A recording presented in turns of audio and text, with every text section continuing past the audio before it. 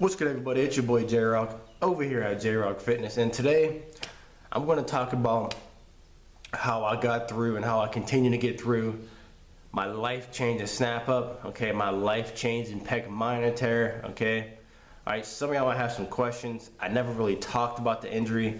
I just kind of said before that your boy snapped some shit up severely, okay, and it's never going to be the same again. That's why I call it a life-changing snap-up, okay? So in this video, I'm going to explain everything I do and I've done over the years, okay, to help me get through the injury, and hopefully some of my experience and some of my information helps whoever out there who may be suffering from a life-changing snap-up right now, or you're just curious about how I'm still so strong, okay, after I suffered a life-changing snap-up. So let's get into the video, peeps. Quick backstory. I got hurt when I was in college, okay?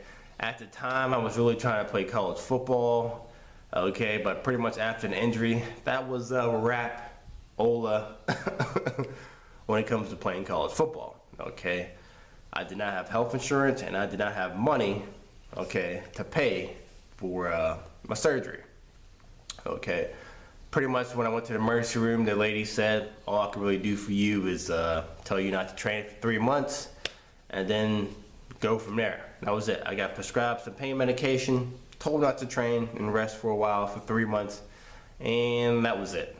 Okay, that was it. And it was what I was expected, because when you don't have health insurance, you get treated like shit. Okay, that's just the facts. Okay, so anyways, yeah, that's what happened.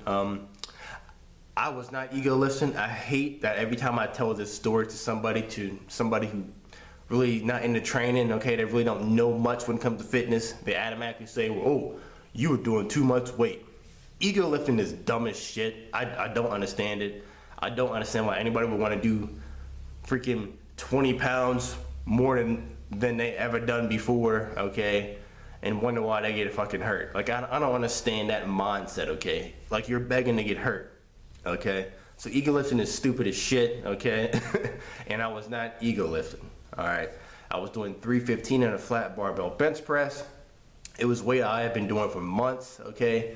It was just a freak accident, okay? Just a freak accident. All right, I wish I would have taken some pictures because the injury was pretty gruesome. Like, pretty much for 3 days straight, I felt the blood dripping from my pec minor down into my bicep, okay, for 3 days straight. Disgusting. I had the biggest bruise ever all down here, down into my bicep, even though I didn't tear anything in my bicep again. From the blood dripping into my bicep, okay, I had a giant bruise in my bicep. So I had bruises all over here, bruises all over here. It was disgusting.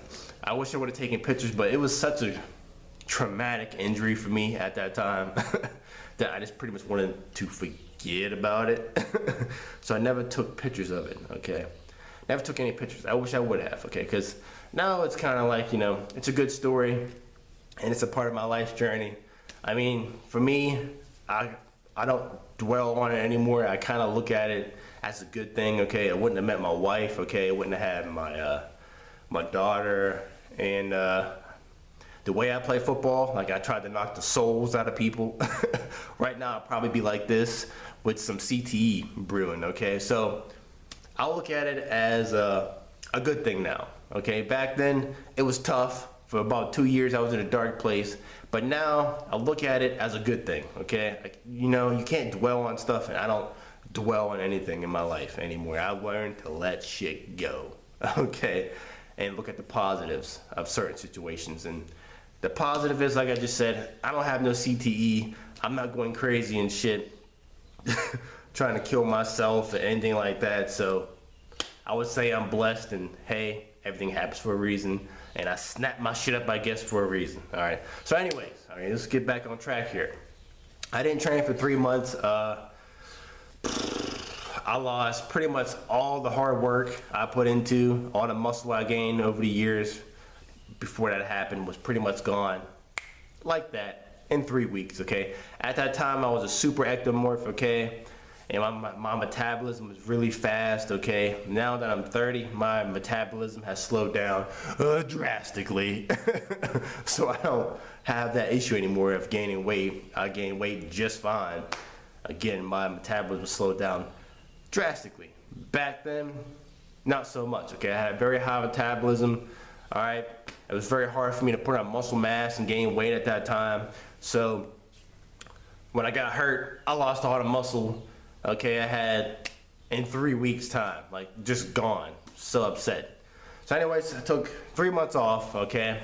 When I finally, during that span of 3 months, okay, I still went hard with my protein shakes. I still stayed on a high protein diet just to maybe speed up the healing process, okay. That was my mindset at the time, all right. When I finally got back into training, okay, I started out with nothing but machines, okay? Because with machines, you don't have to worry about using your stabilizing muscle fibers, okay? You don't have to worry about that. So machines is definitely a good idea. It was definitely a great idea to start out with instead of doing free weights right off the bat. So I started with machines, okay? Once I was finally able to max out the chest press machine and do stuff like that, maxed out certain machines, then I graduated and went to free weights again. When I first started doing the flat barbell bench press again, I was legit only doing a 25 on each side in the bar, okay? I had guys looking at me at the college gym like, is this dude serious, okay? Now, if I was caught up in the whole ego lifting thing and I really gave, you know, a shit about what people thought about me all the time, like I was obsessed with it, okay? Then I would have done too much weight at the time, too soon, and I'd probably be fucking handicapped right now on my right side doing a Bernie every day because because my pec is completely gone. Okay, so thank God I never got caught up in the ego lifting thing, and thank God, even though I was slightly embarrassed, okay, it's embarrassing, okay?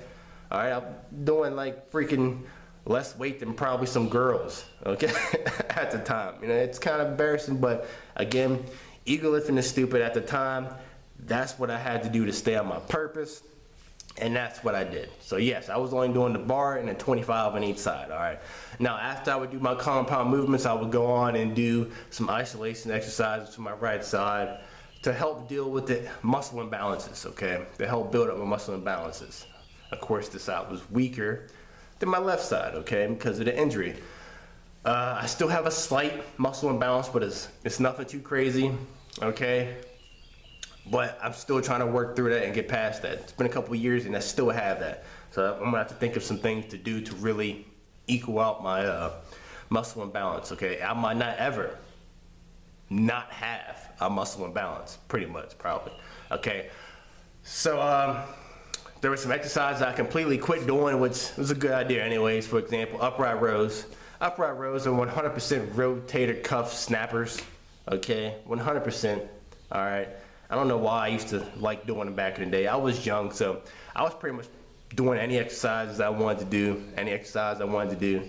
But upright rows, they're not good for your shoulders.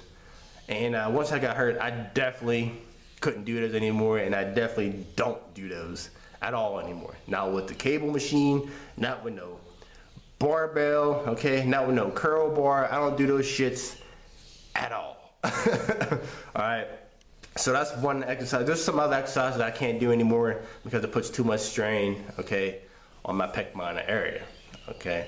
And there's probably more, all right, out there that I can't do. There's probably a ton of exercises I can't do because it just puts too much pressure on this area.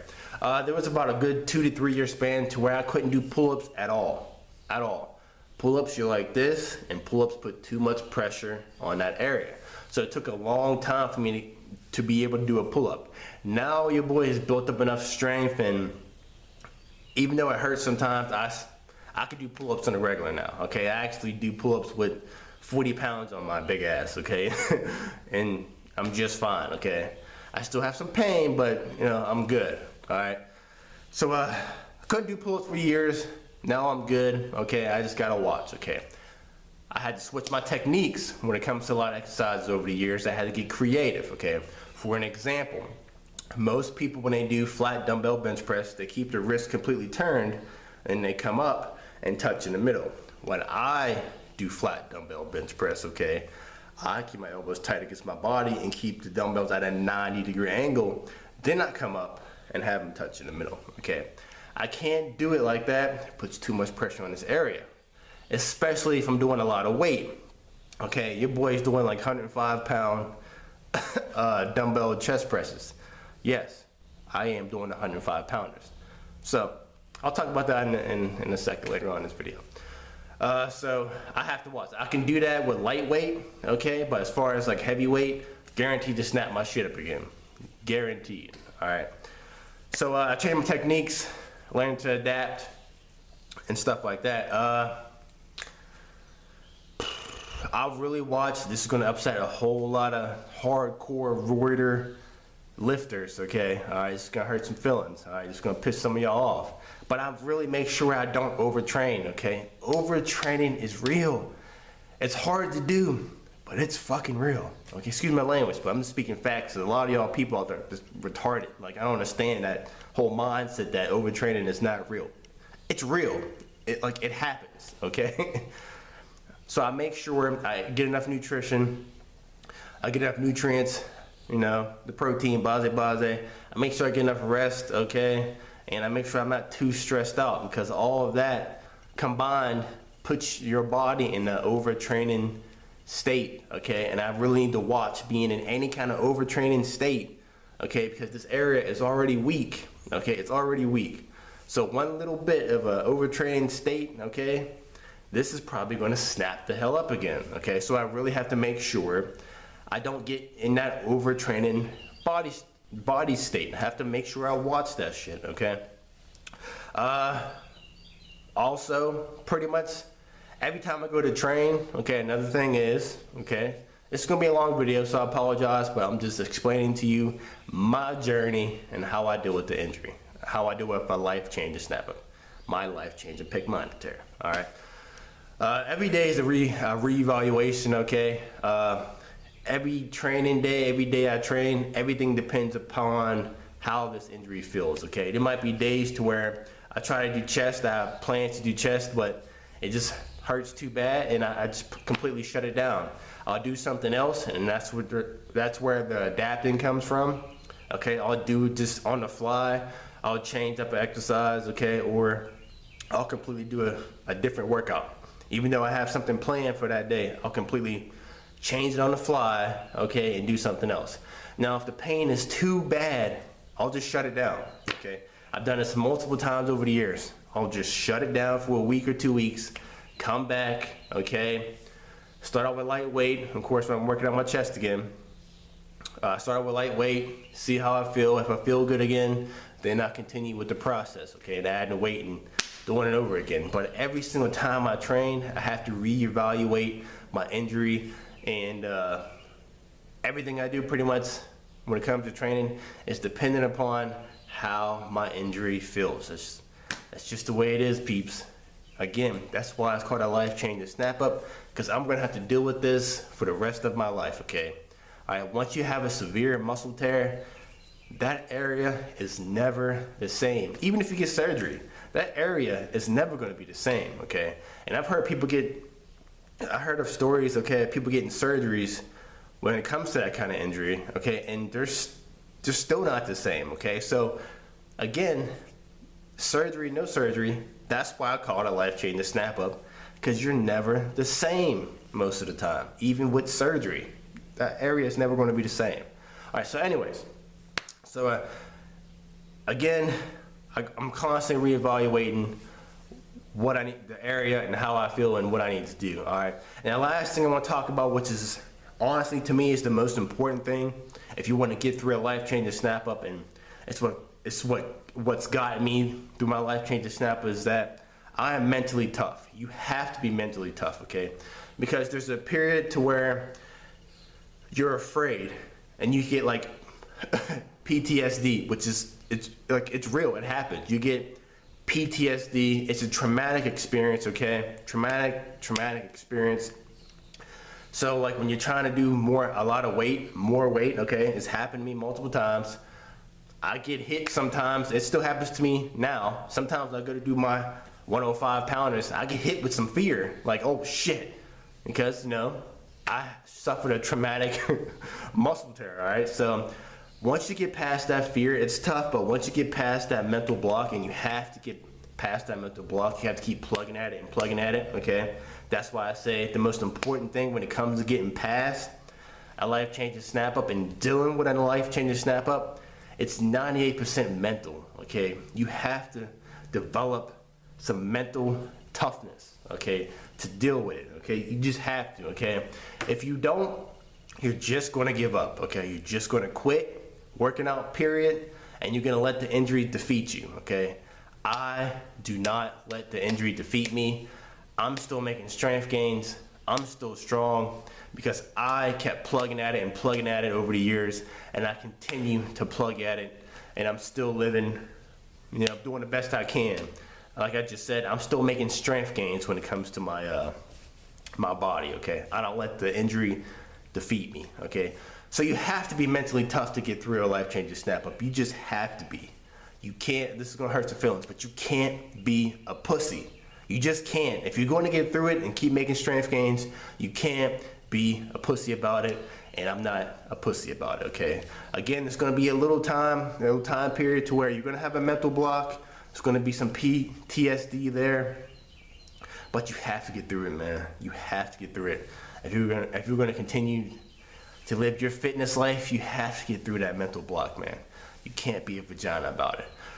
All right, and that's pretty much it. Oh, real quick, to all your you stretching, okay? Stretching guys, okay? Stretching is the most important thing.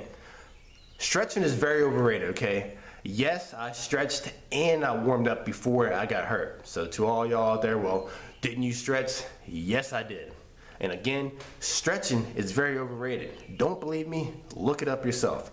There was a study done to where there was a group of guys who did sprints, okay? Some guys stretched and warmed up, okay? And ran, okay, and performed. Somebody else, they didn't stretch at all they did was warmed up, and then they ran their sprints. There was no difference. No difference. It was proven. Stretching is overrated, peeps. The most important thing, and I push this on my channel, okay? The most important thing you should be doing before your workout is warming up your heart rate, okay? Warming up. Picking up your heart rate, getting your blood flow going, okay? Speeding up your heart rate, getting your blood flow going, doing some rotational exercises, okay? And you're good. Go straight into your exercise. That's what I do. I do some kickboxing, okay? I get my heart rate up, get my blood flow going, do some rotational exercises, and then I get into my workout, okay? I do some quick warm-up sets, and I get into my workout. I don't do any fucking stretching at all. Excuse my language, but I don't do any stretching at all before I start my workout. I just make sure I get my heart rate up. And that is the most important thing, peeps, okay? If you don't believe me, look it up yourself, okay? I'm not telling lies over here at J-Rock Fitness. I'm speaking facts, okay? All right? All right, and for me personally, okay, I highly recommend if you 100% need stretching, okay, and some people do, I highly recommend you do your stretches after your workout, because think about it. What is a muscle tear? It's pretty much an overstretching of the muscle, okay, until it pops like a rubber band. That's what a muscle tear is. So like, put two and two together. All right, but again, if you need to stretch, absolutely need to stretch, okay? Because stretching can benefit you. I just highly recommend you do it after your workout, all right? All right, peeps, this is a long video. I'm gonna end it here, but that's my life dealing with my injury. That was my life dealing with my injury at the time. It's everything I've done over the years and everything I still continue to do. That's the video, peeps. Like and subscribe if you like the content. Thanks for watching. Thanks for staying tuned, okay? Hopefully, I'm an inspiration to all you out there who suffered a life-changing pec tear, that you can still make strength gains and still continue to live a great fitness life, peeps, okay? I hope I helped you, and again, I hope I'm an inspiration to you. I'm living proof, okay, that you can get through a severe muscle tear, even though you didn't get surgery, okay? So some of y'all might be in the same situation. You don't have money or health insurance to get surgery. So hopefully, I'm an inspiration to you. And that's it, y'all. Like and subscribe if you like the content. Thanks for watching. I'm trying to beat this 20-minute time frame. Thanks for watching J Rock Fitness. Peace out. Okay.